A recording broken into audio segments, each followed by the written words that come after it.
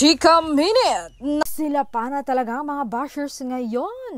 May napanood na naman ako online at natawa ko ng sobra nung nabasa ko ito. Wala lang sigurong magawa itong bashers na to. Sabi niya, Don Bell signing off. Don Bell no more. Mas pinaboran ng management ang Donnie, Catherine or Don daw. Instead of Don Bell, according to some sources niya, may source pa siya.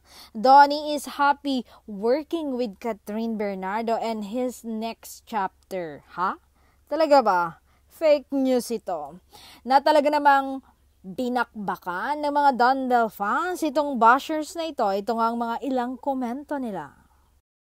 Hear it nga ni Aiza, huwag po tayong magpakalat ng fake news. Ang Don Bell po meron talaga solo projects kasi talented sila pero sila pa rin ang love team. Anam kay AZ, don't worry dear, mas happy si Bell sa bago niyang project. Naman kay Charity, yes, lucky lang sila, private ang relationship nila. Kaya mga nagsasabi na wala na ang Don Bell, dream lang nila yon. Gawa-gawa ng story na hindi ka tutuhan.